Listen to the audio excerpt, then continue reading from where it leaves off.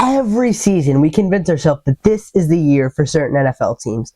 This is the Cowboys' year. Baltimore's finally going to get over the hump. And every year, we get certain teams wrong.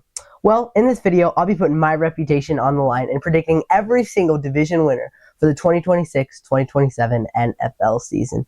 And I'll just say it right now. The Eagles are frauds. The NFC South is still a disaster. And finally, I think Houston's overhyped. Alright, I gotta snap out of it. I'm spoiling the video for crying out loud. In this video, I'll be giving you my complete NFL division predictions for all 8 divisions in the NFL. From the AFC East, where the Patriots might not even make the playoffs, all the way to the Rams going undefeated. We'll be doing it all in today's video. Make sure to stay tuned to the end to see which division has not only the worst team in the NFL, but also the best. This is Full Time Takes. I'm your host, Kellen, and let's go. Let's start out with the NFC North, which I believe, at least, will definitely be less competitive than prior seasons.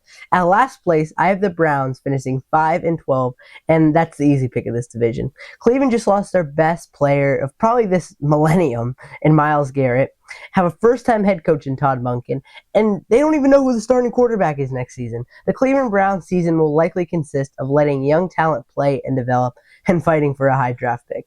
Next up, we've got moving down 2 spots from last season. I have the Pittsburgh Steelers completing their first losing season since 2003, going 7-10. Their roster, including the former All-World defense, is getting pretty old. The Mike Tomlin-less Steelers lose their winning season streak, once again falling to 7-10. But now we've got moving up 1 spot. The Cincinnati Bengals are headed back to the playoffs, going 11-6. Since he finally addressed the defense. Oh, where's the music, editor? Never mind, my bad, guys. Anyway, the Bengals. Cincinnati has probably the most complete roster of the entire Joe Burrow era. I like the Bengals more than ever. Finally, and I don't think this will surprise anyone, the Baltimore Ravens are reclaiming the North once again. Like I said in my playoff predictions, go check it out. All the Ravens did this offseason was complete and just get their Super Bowl odds even higher. I'm personally not rooting for them as a Bills fan, but I believe that this is the best chance of the Lamarvelous Jackson era. A top 2 seed, 14-3, and I won't say anything else. Once again, go check out my playoff predictions video. The AFC South, honestly, in my opinion at least, is kind of overhyped. And based on my predictions, you can tell that I feel that way. We got to start somewhere, and in 4th place, unfortunately, I have the Tennessee Titans. Don't sleep on them. Again, don't sleep on them. Their roster improved greatly, as well as their quarterback situation. I wouldn't be surprised if they did sneak into the postseason, but I've got the Titans 1 season away from contention. And not far ahead of them, I have the Indianapolis Colts, who are going 8-9. They'll likely be without their starting quarterback next season, at least for the start of the season, and virtually nothing they can do, or they have done, moves me. I've got them at the same record as last season. And this next one will get some heads turning. I know I have the Texans headed right back to 10-7, but this time a 2nd place finish in the South. I still get nightmares from that Bills game. God, that defense is scary, and I don't think anyone's going to deny that. But besides maybe the David Montgomery trade, don't get me wrong, I love Monty. He's one of my favorite players in the league. But they did virtually nothing on offense to help them get better. That moves me. I'm sorry, I just see no improvement whatsoever. And if I get clipped in 6 months, I'll eat my words. I know. But in 1st place, I have the Jacksonville Jaguars once again winning the AFC South. They were great in the first year of Liam Cohen, and yes, I do sense a little bit of regression, and they basically no moves this offseason, but I've got them holding on to the Southern crown. Alright, enough with the South, let's move on to the AFC East. And before we start this one, caution, I just want to let you guys all know that I am a Bills fan. I'm going to try to put my bias aside, but there probably will be some, just beware. And I have the Miami Dolphins being one of the worst teams in the league, going 3-14. They're not going 13-4. All right. That team is basically Devon Achane and friends. And no offense to Malik Willis, but he has no receivers. I don't see much of anything from him next year. And we're not going to get much better here with this next pick. The Jets are finishing 4-13 and getting the 3rd place spot. I think the Jets' entire goal this season is to develop their youth and get a high draft pick. Now this next one in 2nd place, this will get some more heads turning. The Patriots are going 9-8 and are missing the playoffs. Yes, I know that they did get better on offense, and A.J. Brown and Romeo Doubs could definitely be problematic, but I think their offensive line didn't get much better. I mean, their first round pick was offensive line, but I don't know how he'll be. And also, they had an incredibly easy schedule, and that's not me taking away from the run that they had. They had an incredible run, but to say that run was false, that's just completely wrong. I can't listen to you, but you got to be aware of that. And finally, at the first place spot, I have the Bills going 12-5, and as you would assume, winning the AFC East title for the 6th time in 7 years. The offense and defense got much more talented this season, or maybe not much more, but they got more talented this season, and the coaching staff is much different. I feel like this is a new chapter in the Josh Allen era. Okay, now we can get out of that division, which I think, in my opinion, was a little difficult, but the AFC West, I think, was even more difficult to rank. 4th place, I think that was pretty simple, with the Las Vegas Raiders going 6-11. My take on Vegas is similar to the Titans. I think they definitely upgraded their roster this offseason, but they just need another year or two. Now here's where the controversy starts. At 3rd place, the Chiefs are finishing 8-9 and missing the postseason once again. One more gap here, Chiefs fans.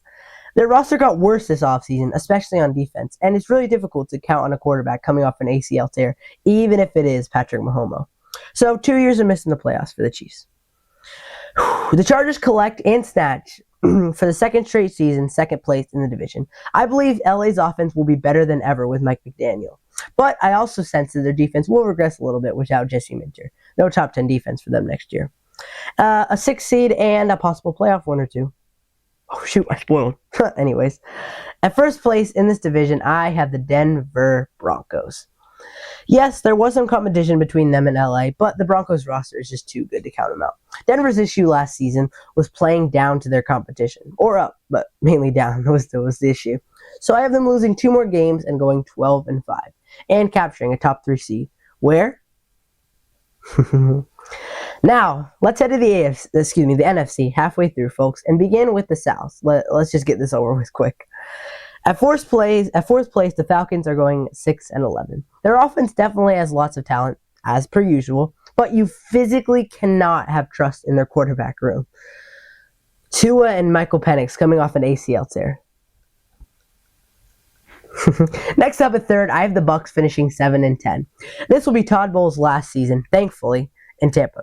As big of a fan as I am of their offense, and they lost Mike Evans, and besides maybe Bucky Irving, they've barely got any firepower these days. Next season, I think, will definitely be a wake-up call.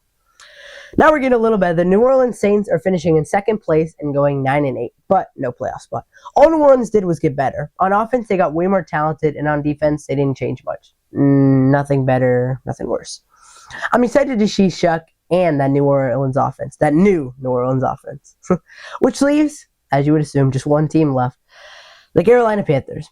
Carolina upgraded a ton on defense. I expect at minimum, a top 10 defense next season. Also, Bryce Young got another receiver in Chris Brazel at the draft. And pairing him up with Ted McMillan and Jalen Coker is going to be lethal next season. Carolina wins the South, which isn't too big of a flex these days. All right, enough with the South. The NFC North is really freaking good. But there has to be a last place, and at that spot, I have the Vikings finishing 8-9. This team has a Super Bowl roster around them, and it's just that quarterback has been a problem. And yes, I know this could be me not putting enough faith in Kyler Murray, but personally, I don't have a ton of confidence in him. Moving up one spot, we got the Packers also finishing 8-9. This team will likely be without their superstar edge rusher Micah Parsons to start the year, and their defense at the end of last season completely folded without Parsons holding them together. He was like glue. Without him, I just don't see their schedule giving them more than 8 wins. And at 2nd place, we get a little bit of an upgrade with the Lions finishing 9-8. And I'm probably going to get a clip for this one in 6-7 months. My bad, guys. This could be me just not giving them nearly enough credit. But, I don't know. I got to stay true to my playoff predictions. I think it's as simple as that. And I don't know if their offensive line and defense could be as good as that 15-2 season 2 years ago. Finally, winning the NFC North for the 2nd straight season, we have the Chicago Bears. The Bears' defense got younger and the secondary got better through free agency and through the draft. They also got, like I said, younger, which was desperately needed. Yes, I know the pass rush is still a concern, but I expect the offense to be even better, and for Caleb Williams to have a 3rd year leap. Speaking of freaking good divisions, we have the NFC East, and at the 4th spot, once again, I have the Giants going in 4th, but they get much better and go 8-9. I said the same thing with New Orleans and with the Titans, and it's going to say the same with the Giants. I believe those teams and their sophomore quarterbacks are a year away from contention. But the Giants, in my opinion, are the best of those three, speaking specifically on their rosters. The real question is how the offense will pan out without Wan'Dale Robinson, and can the exciting Whites continue to play well, as they did for a little bit last season. At the 3rd spot, and this is another very controversial one, I have the Philadelphia Eagles going 9-8 and missing the postseason. The Eagles stayed mostly the same on defense except for the loss of Reed Blankenship and got they got worse on offense. The offensive line struggled last season and they didn't do much to address it this past offseason. They also signed a couple of mid-receivers and drafted Mekhi Lemon, who doesn't really fit well with Jalen Hurts' play style. I think Philly is going to have an eye-opening campaign next season. At spot 2, the Commanders go 10-7 and grab a playoff spot, and I can already hear the boos in my head. I can agree with probably most of the viewers watching right now that you can say Philly is certainly more talented, but so long as Daniel stays healthy, I trust him and Dan Quinn a lot more than the unstable Eagles. Finally, I have the Dallas Cowboys winning the NFC East and getting a top 4 seed. The Cowboys finally addressed the defense in every way that they could, and basically stayed the same on offense. A top 12 quarterback, 2 top 10 receivers, top 7 receivers even, and a great running back. Caleb Downs will be a great addition as well for the defense, and I say 12-5 for the Dallas Cowboys. Now, what we've been waiting for, arguably the toughest division in the NFL, the NFC West. And at the 4th spot, I have the Los Angeles... You really thought I was going to put the Los Angeles Rams at 4? Of course not. Just kidding. Of course, I have the Arizona Cardinals. I believe the Cardinals either have the worst or the second worst roster in the entire NFL. They're only competing with Miami. And it's a battle, like I said, with Miami. And I predict 12-5 and the number 1 overall pick. For goodness sake, Jacoby Brissett is holding out for your team. And they have the hardest schedule in the NFL. It's going to be a tough watch for Cardinals fans next campaign. And at 3rd place, unfortunately, of course, I have the 49ers going 8-9 and missing the postseason. I not only want this team to be better, but I believe that they definitely could make the playoffs too. But last season, they had an incredibly easy schedule. I think they'll be good for sure and compete. But the roster, I don't think it got better enough. It's not good enough to where the schedule, the difference in schedule affects them positively, negatively.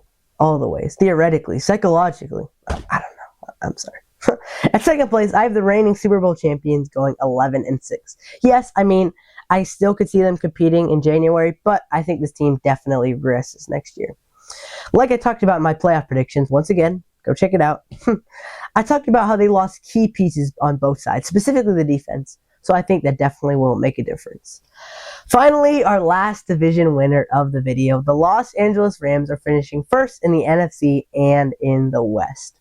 The Rams next season, in my opinion, are going to be the best team in the NFL and go 15-2. I know it kind of was clickbait where I said undefeated, but they're still going to be really freaking good. They have the most complete team of maybe any team this entire decade and are just really, really freaking good, man. Expect an incredible season and a division title for the LA Rams. Well, there we are, folks. Those are my 2026-2027 NFL division predictions. Hot takes, even hotter takes, and finally, takes that are probably going to get me fried in a couple months. This is Full-Time Takes. Make sure to like and subscribe. Also, if you want to see more of my content, click here and here. I hope that's where I'm supposed to point. Bye, guys.